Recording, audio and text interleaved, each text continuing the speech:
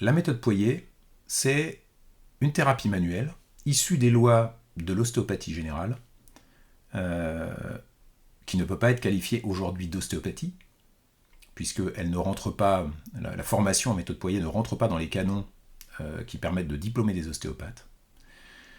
Toutefois, c'est une thérapie manuelle intéressante, puisque plus qu'une thérapie manuelle, c'est une méthode manuelle, cybernétique et informationnelle sensorielle. Alors, cybernétique, c'est un gros mot pour qualifier l'étude des mécanismes d'information des systèmes complexes. Et c'est bien de ça dont il s'agit. C'est un dialogue d'information permanent entre le patient et le praticien. Il y a plusieurs points particuliers de la méthode qui sont vraiment spécifiques à elle et qui la situent non plus dans l'ostéopathie, mais aux confins de l'ostéopathie.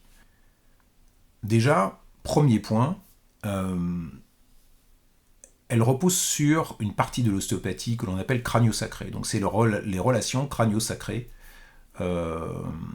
qui se basent essentiellement sur le mouvement respiratoire primaire. Alors qu'est-ce que c'est que ce mouvement ? Eh bien, c'est un mouvement oscillatoire de fermeture et d'ouverture qui se situe partout dans le corps, que ce soit au niveau ostéo-articulaire, mais également viscéral. Et une des spécificités de la méthode et de son auteur, c'est qu'il a considérablement enrichi les découvertes de Sutherland, qui a parlé le premier en fait, de ce mouvement respiratoire primaire et qui l'a cartographié dans les relations crânio-sacrées.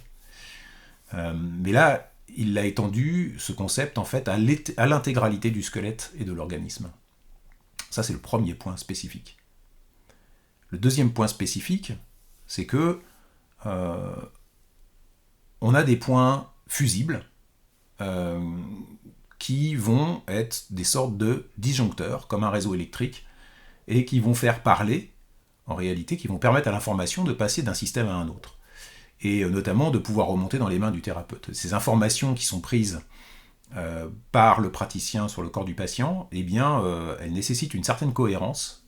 Et justement, il y a des points énergétiques qui permettent d'assurer cette cohérence. Au cas où le praticien fait une erreur, au cas où l'état du patient en fait, est énergétiquement très altéré, eh bien, ces points fusibles sautent, ou en tout cas ne fonctionnent pas, et on peut les relancer pour rétablir une structure énergétique propre à la pratique de la méthode Poirier.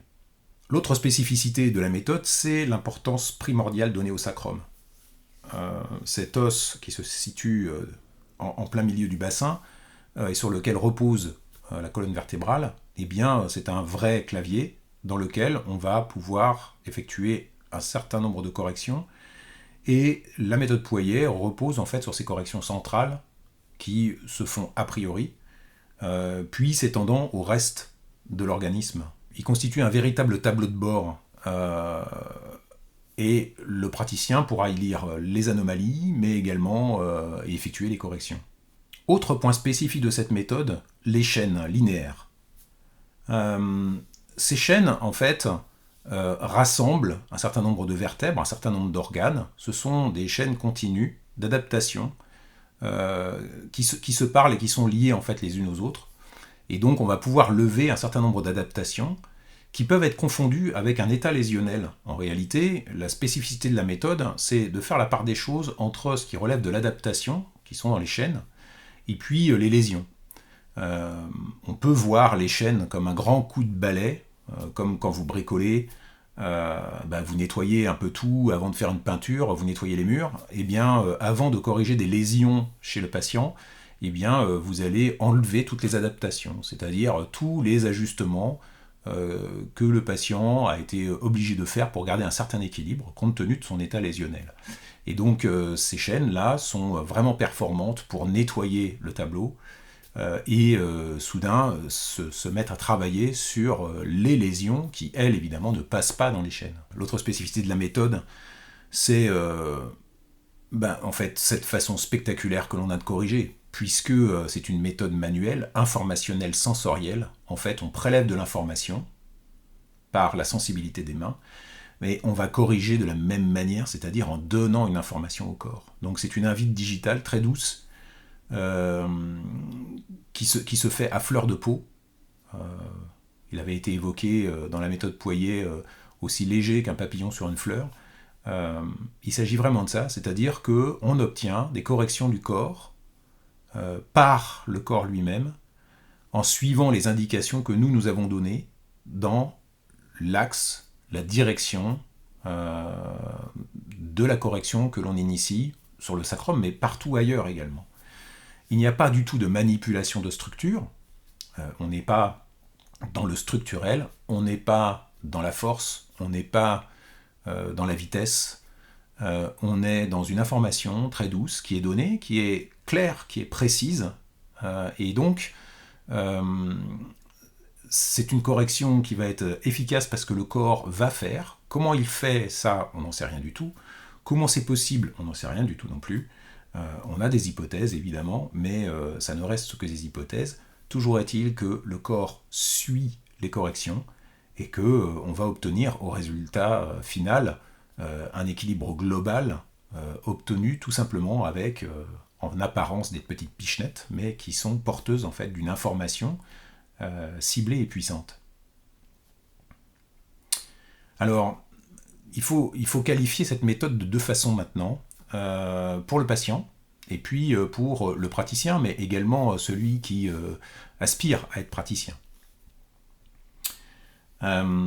Pour le patient, eh bien, pour tous ceux qui vont voir un ostéopathe plutôt classique dans la structure, et qui souhaitent plutôt quelque chose de très très doux, qui sont d'abord fragilisés, les patients très âgés, les bébés, c'est une méthode qui est tout à fait adaptée.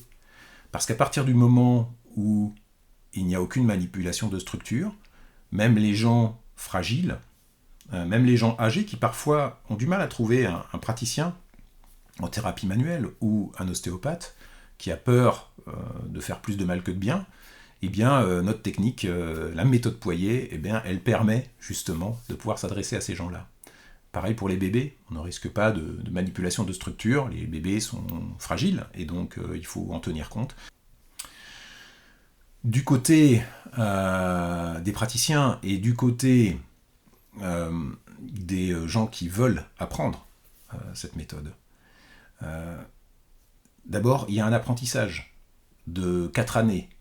C'est ce que les écoles en fait, qui sont regroupées au sein de la Fédération internationale des enseignants méthode Poirier, eh bien, ont un cahier des charges et surtout une exigence qui est au moins 4 années de formation. Pourquoi ? Parce qu'il faut développer la main. Il y a une sensibilité de la main à acquérir et celle-ci, elle est indispensable et elle va continuer pendant toute la vie à s'affiner.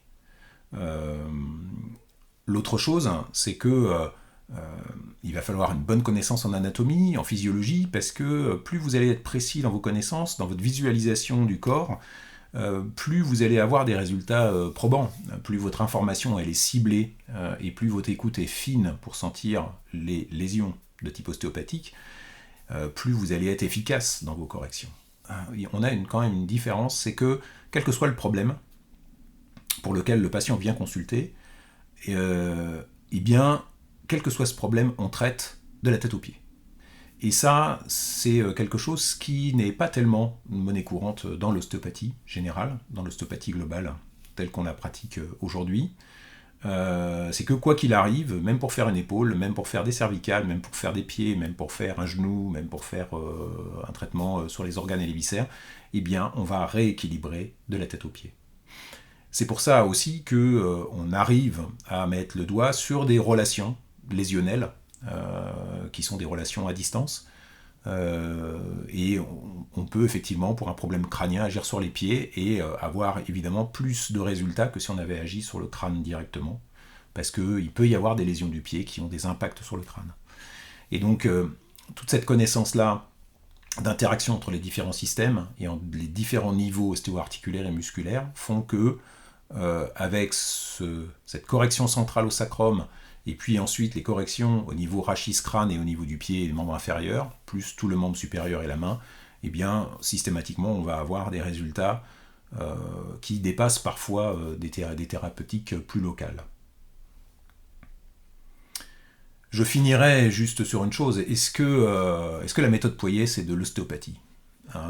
C'est la grande question aujourd'hui. Elle repose sur les lois de l'ostéopathie générale, certes, mais parce qu'il a bien fallu, en fait, une base théorique pour commencer à la formaliser. Et donc la formalisation en ostéopathie permettait de prendre les théories crânio-sacrées et de les calquer. Maintenant, il est important de dire qu'aujourd'hui, la méthode Poirier n'est pas de l'ostéopathie, au sens juridique du terme, puisque nous ne délivrons pas de titre d'ostéopathe. Donc malgré tout, même si beaucoup d'ostéopathes pratiquent la méthode avec effectivement un diplôme d'ostéopathie, beaucoup de ceux qui sont formés, enfin tous ceux qui sont formés aujourd'hui en méthode Poirier seront des praticiens en thérapie manuelle. C'est pas grave. Si c'est pratiqué de bonne manière, eh bien que ce soit un ostéopathe ou un thérapeute manuel, mis à part les remboursements de mutuelles, ça pose pas vraiment de problème. Aujourd'hui, tous ceux qui pratiquent la méthode Poirier de manière sérieuse ont une patientèle conséquente et peuvent en vivre, ou en tout cas avoir une activité secondaire bien remplie. Voilà, c'est ce qu'on peut dire sur un temps aussi court sur la méthode Poirier. Il manque beaucoup de choses, mais voilà, en tout cas, ça me semble être les points principaux.